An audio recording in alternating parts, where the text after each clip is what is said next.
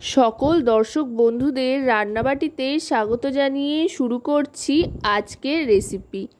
আজকে বানিয়ে ফেলেছি ডিম পটলের দারুণ মজার একটা রেসিপি, ডিম পটলের ঝোল।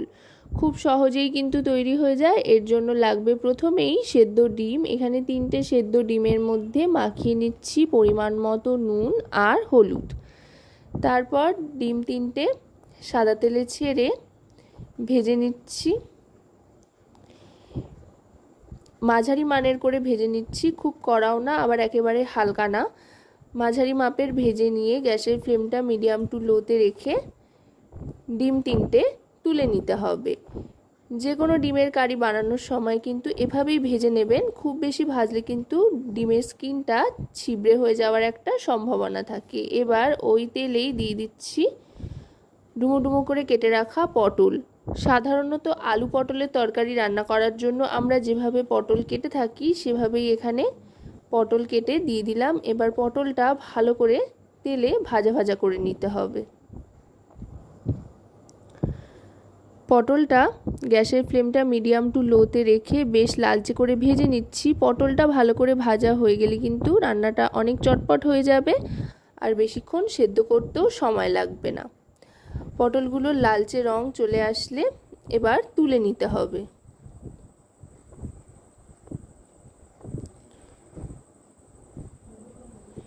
পটলটা তুলে নেওয়ার পর এবার কড়াইতে আরেকটু তেল অ্যাড করে তাতে ফোড়ন হিসেবে দিয়ে দিলাম গরম মশলা। এখানে এলাচ আর দারচিনি দিয়ে দিলাম। এবার দিয়ে দিচ্ছি পেঁয়াজ কুচি। পেঁয়াজ কুচিটা দিয়ে একটা হালকা ব্রাউন রং আসা পর্যন্ত ভাজতে থাকতে হবে। আর গোটা রান্নাটাই কিন্তু মোটামুটি গ্যাসের ফ্লেমটা মিডিয়াম টু লোতে রেখে করতে হবে। পেঁয়াজটা একটু নরম হয়ে আসলে তাতে দিয়ে দিচ্ছি লবণ পরিমাণ মতো। এবার এতে দিয়ে দেব টমেটো আর আদা রসুন বাটা। টমেটো আর আদা রসুন বাটা একসাথেই এখানে রাখা রয়েছে, সেটাই দিয়ে দিলাম। দিয়ে এবার ভালো করে কষিয়ে নেব। আদা আর রসুনের কাঁচা গন্ধটা চলে যাওয়া পর্যন্ত ভালো করে কষিয়ে নিতে হবে। এবার দিয়ে দিচ্ছি কাঁচা লঙ্কা বাটা।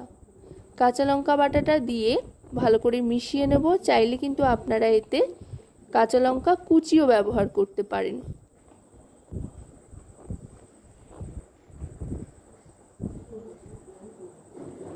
এবার দিয়ে দিচ্ছি হলুদ গুঁড়ো। 1 টিস্পুন পরিমাণে হলুদ গুঁড়ো দেওয়ার পর দিয়ে দিচ্ছি রোস্টেড ধনে আর জিরে গুঁড়ো। এটাও 1 টিস্পুন পরিমাণে দিয়ে দিলাম। এবার দিয়ে দিচ্ছি কাশ্মীরি রেড চিলি পাউডার, যেহেতু কাঁচা লঙ্কা বাটা ব্যবহার হয়েছে। এবার সমস্ত মশলার সাথে আরও খানিকক্ষণ মশলাটা ভালো করে কষিয়ে নিয়ে গুঁড়ো মশলা দেওয়ার পর দিয়ে দেব পটলের টুকরোগুলো যেটা ভেজে রেখেছিলাম। পটলের টুকরোগুলো দিয়ে মশলার সাথে পটলটাকে ভালো করে মিশিয়ে নিতে হবে। মিশিয়ে নিয়ে এবার এতে দিয়ে দেব পরিমাণ মতো জল। জলটা দিয়ে সমস্তটাকে একধারে করে গ্যাসের ফ্লেমটা একেবারে লোতে করে ঢাকনা চাপা দিয়ে দেব।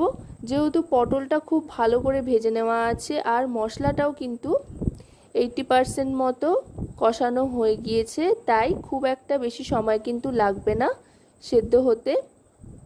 তাই অল্প সময়ের জন্যই ঢাকনা চাপা দেব। আর একটু জল অ্যাড করে ঢাকনা চাপা দিয়ে দিচ্ছি।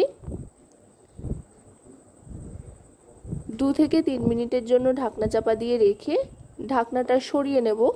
দেখুন একেবারে কিন্তু টেক্সচারটা চেঞ্জ হয়ে গিয়েছে। এবার এর মধ্যে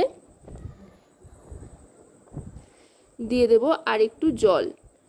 এখন গ্রেভির জন্য যেহেতু জল দিচ্ছি, তাই এই ক্ষেত্রে কিন্তু জলের পরিমাণটা আপনারা আপনাদের পছন্দ মতো কম বেশি করতে পারেন।